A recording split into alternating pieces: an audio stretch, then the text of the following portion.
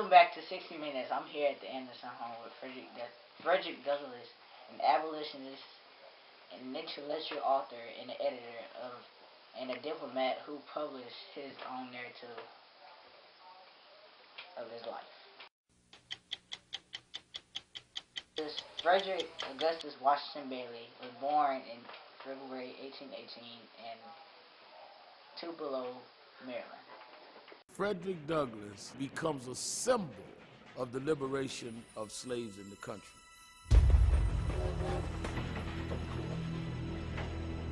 Frederick Douglass, born a slave, that somehow has the audacity and drive to run away from slavery and decides to become a leader against slavery.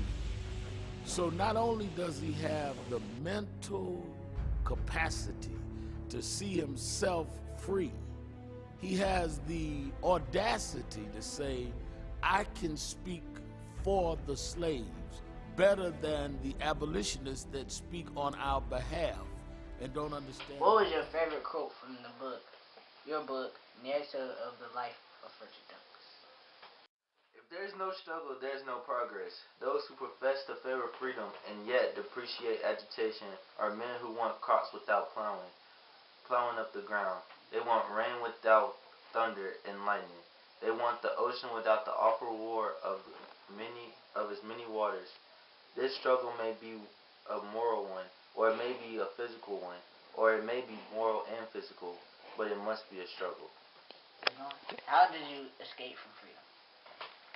I worked in a Baltimore shipping calker at a booming seaport. I made my dash to freedom from there in 1838. I boarded a ship that was leaving the port in the early morning. Didn't you have to have any freedom papers? Yes, I did. How did you get your freedom papers?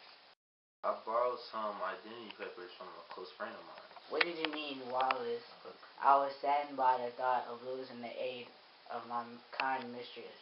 I was glad to the inviolable instruction which, by the merest accident, I had gained from my master. Well, this was after Hugh Auld ordered Sophia Auld to stop reading lessons because he felt some type of way about me getting an education because it ruins a slave for slavery. It felt as if I was a victim of enforced ignorance, and it just was not right.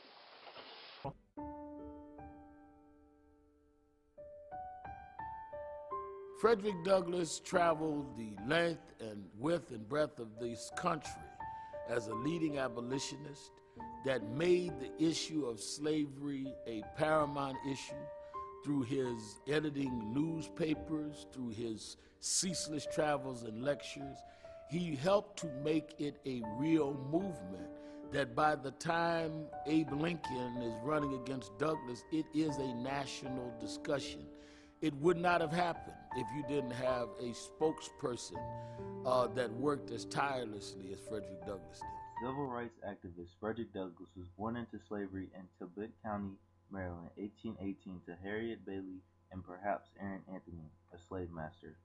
At a young age, Douglass was selected to live in the home of his alleged father.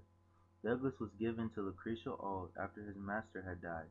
Then Douglass was sent to serve Hugh Auld at his Baltimore home, and this was where Douglass learned a valuable skill, reading and writing, from Hugh Auld's wife, Sophia Auld. Hugh forbade Douglass from being educated, and so Douglass decided to learn from white children and others in the neighborhood.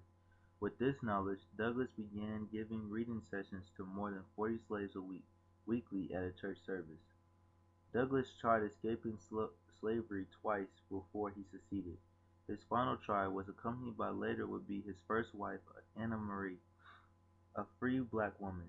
September 3, 1838, Douglass boarded a train to Havre de Grace, Maryland. He kept with him identity papers from a free black seaman. After telling his story at an abolitionist meeting, William Lloyd Garrison was impressed and wrote of him in the Liberator.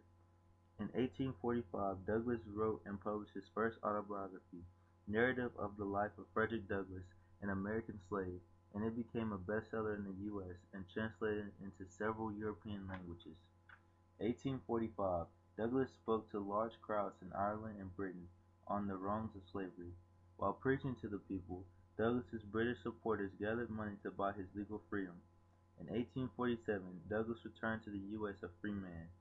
1848, Douglass was the only African American to be at the first women's rights convention at Seneca Falls, New York. He served as president of the Freedmen's Savings Bank and as charge d'affaires for the Dominican Republic. Douglass became first African American nominated for vice president of the U.S. in 1872. Frederick and Anna Douglass had 5 children. After Anna's death, Douglass married Helen Pitts, a white feminist from Honolulu, New York. Many didn't approve of his marriage, not even his children, but they remained married until his death. Douglass died February 20th, 1895, from a massive heart attack or stroke.